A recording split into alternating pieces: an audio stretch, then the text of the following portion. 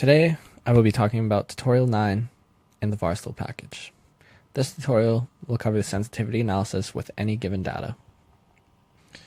The objective of this notebook is to run a sensitivity analysis on a set of input-output data, however sampled.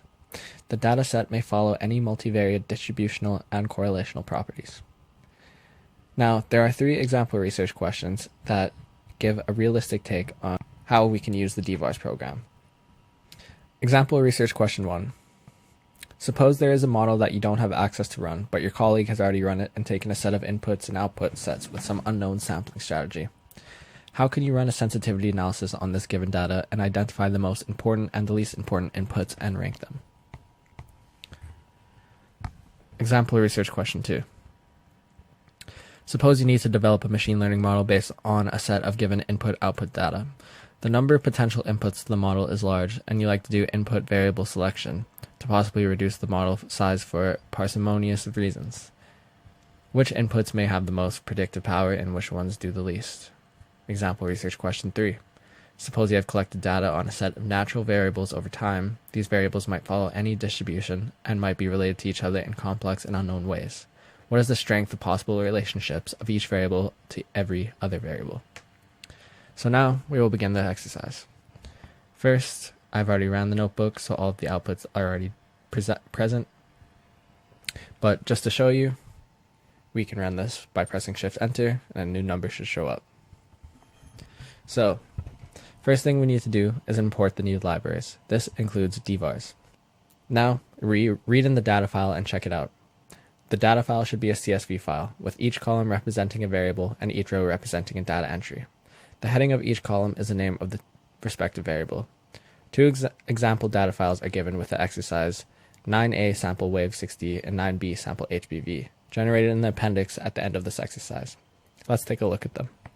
Here we can see 9a for the wavy 60 model.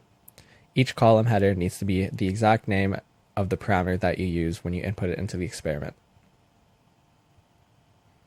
9b is similar. Now we can read it into the notebook by using the pandas read CSV file as shown here, and it should create a data frame that looks similar to this. Now we set up the D-VARS experiment. To create a D-VARS experiment, we need to set its attributes according to the table below. I will pause here for a few seconds to give you time to read it.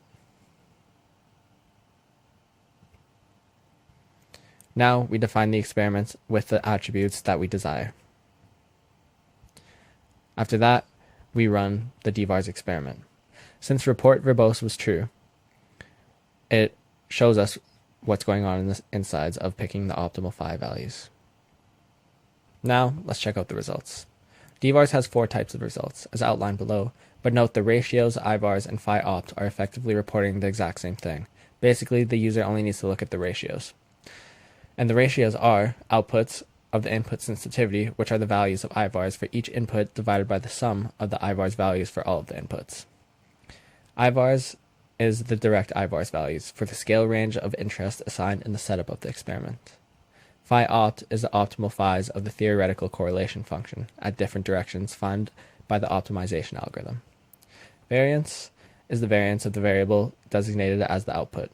Note that all variables are rescaled between 0 and 1 before feeding into D-VARS, therefore the variance estimated is not the original unit of the variable. Here we can take a look at the ratios, and now we can plot them. This is what we expect to see for the wavy 6D model, as all the variables continuously get less influential from x1 to x6. Now, I'll leave the appendix for you to look at it on your own. And this was tutorial 9. Thanks for watching the video.